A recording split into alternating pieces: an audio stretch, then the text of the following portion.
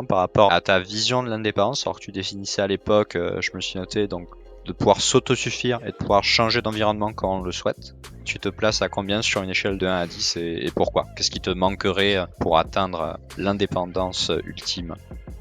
Eh ben écoute, pendant longtemps, je pensais que c'était un problème de pas être à 10 et parce que je pense pas être à 10, tu vois? Je pense que je suis plus à 8,5.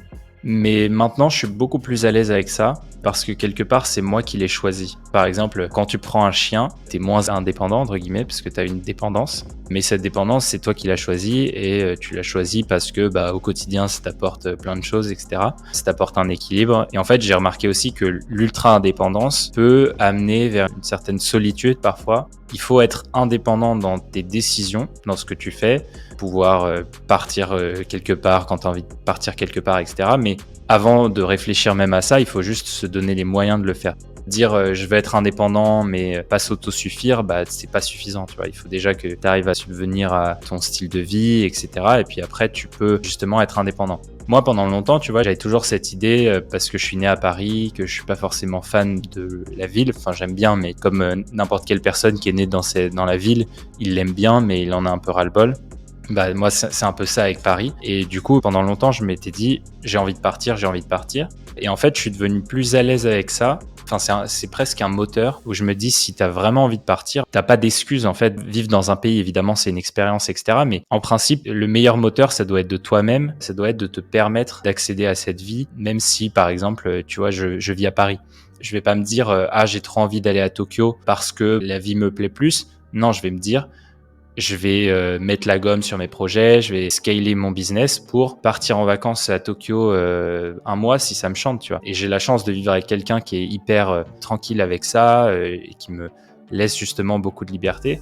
Donc j'ai moins ce besoin absolu d'indépendance. Tout simplement parce que je suis plus OK avec le fait de vivre ce que je vis. Je suis déjà suffisamment libre et j'ai goûté au max de liberté, tu vois. Être au Japon pendant le Covid avec 0 touriste, en termes de liberté, je pense que tu peux pas faire mieux. En fait, au Japon, pendant le Covid, il n'y avait pas de lockdown.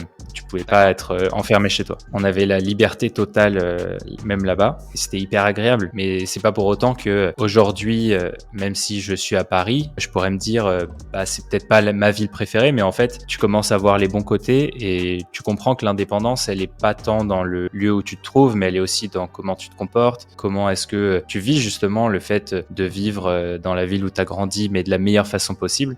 Voilà, l'indépendance, c'est pas juste une région ou juste une activité, c'est juste être bien, tu vois. Il y a des gens qui sont indépendants, mais qui sont plus prisonniers, entre guillemets, de leur statut d'indépendant que des gens qui sont salariés, tu vois. Et c'est juste une façon de vivre qui est propre à chacun. Moi, j'ai trouvé la mienne. Ça a pris un petit peu de temps. Au départ, je pensais que j'essayais de fuir un truc, mais en fait, t'as rien besoin de fuir. Paris, c'est quand même une ville assez agréable et surtout, il y a plein de choses où, en fait, t'y penses pas. Tu te dis, j'ai envie d'être indépendant, de partir, etc.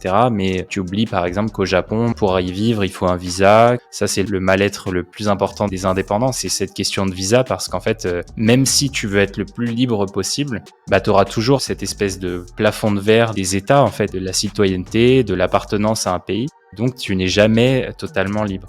Une fois que tu as compris ça, c'est là où tu acquiers justement la vraie liberté. Donc finalement, tu dirais que l'indépendance, c'est aussi le potentiel d'indépendance, en fait. Ouais, voilà, c'est ça. Quand mes potes salariés me demandent comment ça fait, justement, etc. Et au final, je leur dis toujours, j'ai la même vie que vous. La seule chose qui me différencie du salariat, c'est de me dire, si demain j'ai pas envie, tu vois. C'est ça la vraie liberté. C'est pas le fait de rien faire ou de partir ou machin, c'est juste le fait de savoir qu'on peut rien faire. Et juste ce savoir qu'on peut fait toute la différence, je trouve, dans cette notion de liberté. Mais après, encore une fois, il y a des gens qui sont freelance et qui sont moins libres que des salariés.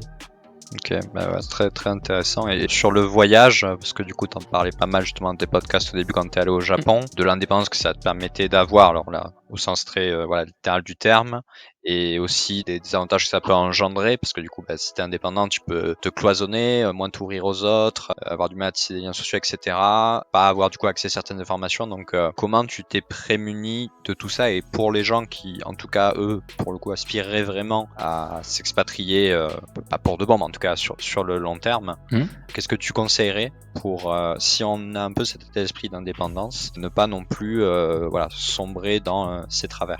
Pour le coup, j'ai sombré un peu dans ces travers-là. Je crois que vers mi-2021, en fait, je voyais tellement personne que j'étais limite agoraphobe.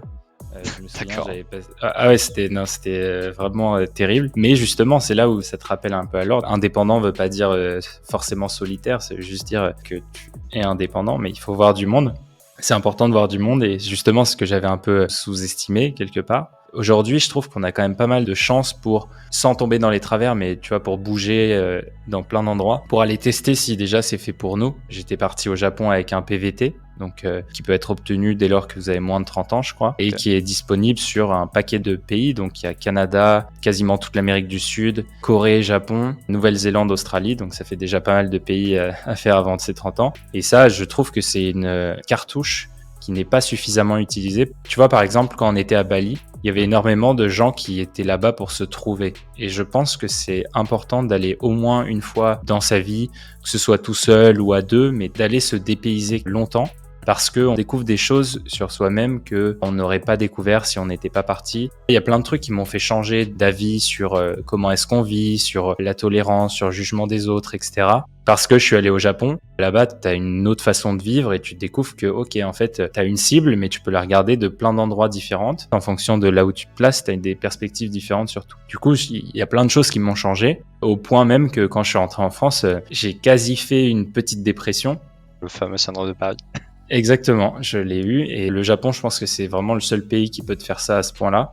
Et surtout en plus pendant le Covid où limite devait y avoir peut-être 1000 étrangers. Non, j'ai dit une connerie, mais il devait y en avoir plus, mais il y en avait vraiment pas beaucoup. Et du coup, tu te sentais hors du temps, quoi. Et du coup, le fait de rentrer ensuite et de vivre au milieu de tout le monde, bah, je voyais chaque truc, tu vois, un crachat ou un truc comme ça, comme des micro-agressions. Alors ça, c'est pour le côté négatif, mais tu vois aussi énormément de choses de manière positive. Tu vois que, par exemple, il y a plein d'aspects positifs en France que tu redécouvres. Bah, tu vois, d'avoir quand même beaucoup de liberté sur ce que tu peux faire, ce que tu peux dire, etc.